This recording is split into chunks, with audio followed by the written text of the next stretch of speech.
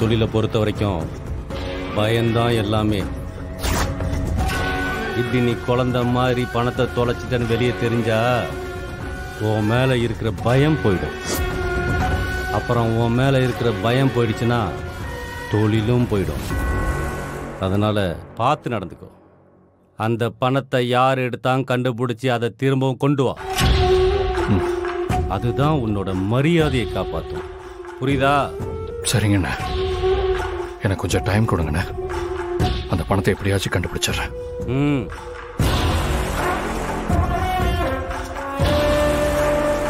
நீங்க 2 பேரும் அவனுக்கு ரொம்ப தான் இடம் கொடுக்குறீங்க. ஒரு நாள்னா ஒரு நாள் உங்க தலைமையில மிளகா அரைக்க போறானா இல்லையான்னு பாருங்க. டேய் திவாகர், எல்லாத்துக்கும் தாம் தூம்னு குதிக்காம கொஞ்சம் அமைதியா சொல்றத கேளு. பந்தயத்துல ஓடுற குதிரையோட கடிவாளத்தை எப்போதுமே நாம இறுக்கி பிடிச்சுக்கிட்டு இருக்க முடியாது. கொஞ்சம் விட்டுந்தான் பிடிக்கணும். கர்ணா பந்தய குதிரை மாறிடா. அதுலயும் அவன் முரட்டு குதிரை. விட்டு பிடிக்கிறதுல ஒன்றும் தப்பே இல்லை. ஆனா ஒண்ணு, எல்லா நேரத்திலையும் அவனோட கடிவாளத்தை மட்டும் நம்ம கையில வச்சிருக்கணும். அதை மட்டும் விட்டுறவே கூடாது. புரியுதா? கொஞ்சம் இறங்க. மார்வாடி கடையா? கர்ணா, இங்க நமக்கு எந்த வசூலும் இல்லையே. வசூல்லாம் இல்ல அக்கௌண்ட்ஸ். காணாம போன அந்த 40,000 எப்படியாவது கொடுக்கணும்ல. அதான். அதுக்கு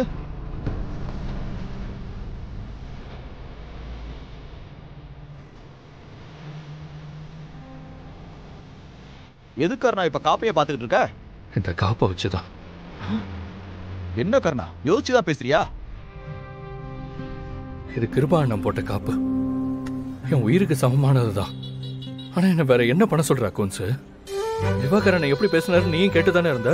வார்த்தைக்கு வார்த்தை என்ன துரோகி திருடன்னு சொல்றாரு. அதை கேட்டு எப்படி சும்மா இருக்க சொல்ற? நான் துரோகி அக்கௌண்ட்ஸ்? உன் ஆதங்கம் புரியுது கர்ணா. அவர் பேசுன தப்புதான். அதுக்காக காப்பாட வைப்பியா? கொஞ்சம் பொறுமையா இரு. எப்படியாவது அந்த பேக்கை கண்டுபிடிச்சிடலாம். பேக்கை கண்டுபிடிக்கிறத விட முக்கியம் நான் துரோகி இல்லைன்னு எல்லாருக்கும் புரிய வைக்கிறது தான். எப்ப கிருபா என் மேல கை வச்சாரோ அப்பவே ஒரு மாதிரியா ஃபீல் ஆயிடுச்சு. போய் ஒரு 40,000 தானே என் மேல கை வச்சாரு. இன்னைக்கு அந்த பணத்தை அவர்கிட்ட கொடுத்து நான் தப்பு பண்ணலன்னு சொல்லணும். அண்ணனை பத்தி தான் உனக்கு தெரியும்ல, கொஞ்சம் கோவப்படுவாரு. அதுக்காக உன் மேல அக்கறை இல்லைன்னு நினைச்சிட்டியா? கொஞ்ச நேரத்துல எல்லாத்தையும் மறந்துடுவாரு கர்ணா. நேரம் பார்த்து பேசி புரிய வைக்கலாம். அப்படியே அந்த 40,000 உடனே வேணும்னாலும் நான் வேற எங்கேயாவது ரெடி பண்ணி தரேன். அக்கௌண்ட்ஸ் எவங்கிட்டையும் கடன்காரனா இருக்கணுங்கிற அவசியம் எனக்கு இல்லை. உன் அட்வைஸ் எல்லாம் எதுவும் எனக்கு வேண்டாம். நான் முன்ன பின்ன அடகு வச்சதே இல்லை. அதுக்காக தான் உன்னை கூட்டிட்டு வந்தேன். இப்போ இதை வச்சு பணம் வாங்கி தர போறியா இல்லை நானே போய் பேசிக்கிட்டேன்? ஏய் இருப்பா, நானே வாங்கி தரேன். அந்த காப்பை கழட்டி கூட.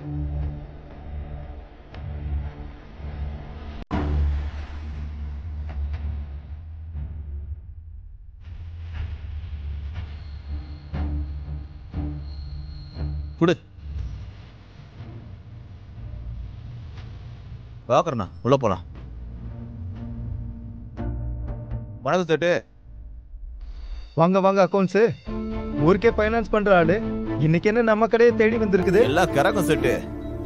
என்ன சொல்லுது புரியல. இந்த காப்பை வச்சுக்கிட்டு 40,000 துட்டு கொடுக்க சொல்லுது.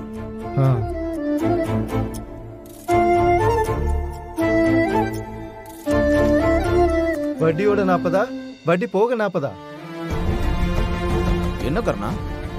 வட்டி போக 40. சேட்டு, வட்டி போக ரவுண்டா 40,000 ரூபாய் வேணும். யார் பேர்ல பில் பண்ணணும்? அக்கௌண்ட்ஸ்னு போட்டுக்கோ. அக்கௌண்ட்ஸ் சேட்டுக்கிட்ட தெளிவா சொல்லிடு. அந்த காப்பு எனக்கு ரொம்ப முக்கியம். அந்த காப்புல ஒரு சின்னதா உடசலோ நெளிசலோ தெரிஞ்சா கூட இவனோட கடையை கொளுத்திட வேணும். நம்மளை பத்தி சேட்டுக்கு தெரியாதா? அதெல்லாம் பத்திரமா தான் இருக்கும். சைன் போடுங்க.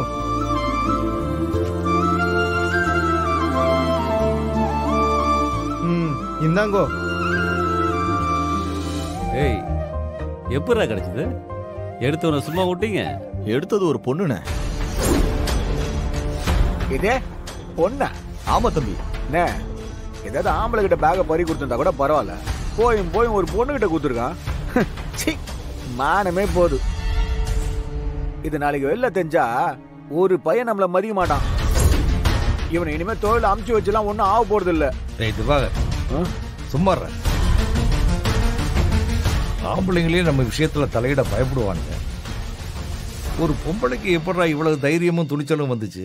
அந்த பொண்ணுக்கு கர்ணாவோட பேக்குன்னு தெரியாதுங்கய்யா. யாருதோ நினைச்சு எடுத்துருச்சு. ஆனா கர்ணாவோட பேக்குன்னு தெரிஞ்ச உடனே கொண்டு வந்து கொடுத்துருச்சு. தெரியாம எடுத்துட்டேன்னு சொல்லி மன்னிப்பு கட்டுச்சு. அதனால பாவம் பார்த்து கர்ணா விட்டுட்டா. சரி, நான் கிளம்புறேண்ணே. டேய் கர்ணா, எங்கடா கையில இந்த காப்பு? டேய், ஏன்டா அக்கௌண்ட்ஸை பார்க்குற? ஏதோ ஒரு கோவத்தில் கை நீட்டிட்டேன், அதுக்காக கையில் போட்டு இந்த காப்பு அடக்க வச்சு கொடுப்பியா? நான் என்ன துட்டுக்காக ஒன்று அடித்தேன்? பண்ணுற தொழிலில் விளையாட்டுத்தனமாக இருந்தால் மற்றவங்களுக்கு தம்பி மேலே இருக்கிற பயம் போயிடும். நாளைக்கு இந்த மாதிரி தப்பு நடந்துடக்கூடாதுன்ற அக்கறை இல்லாண்டா கை நீட்டினேன், அதுக்காக என் மேலே கோச்சுப்பியா? நீ தம்பிடா, உன்னை அடிக்கிற உரிமை எனக்கு கிடையாதா? ஐயோ அண்ணா, அப்படிலாம் நினைக்கல அண்ணா. உன் மேலே எனக்கு எப்படின்னா கோபம் வரும்? உன் நம்பிக்கையை காப்பாற்ற முடியலன்னு என் மேலே தானே எனக்கு கோபம். நீ அதெல்லாம் எதுவும் நினச்சிக்காதானே? ஓ, என் மேலே கோபம் இல்லாமல் தான் நான் போட்ட காப்பை கொண்டு அடை வச்சுட்டு துட்டு கொண்டு வந்து கொடுத்தியா?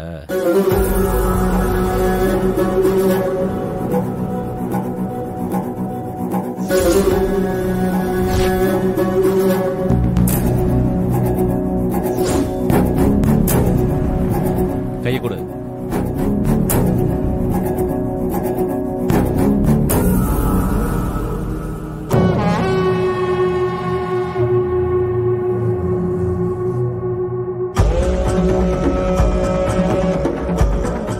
இனிமே இது எப்போதும் கையில் தான் இருக்கணும். என்ன ஆனாலும் கலட்டவே கூடாது.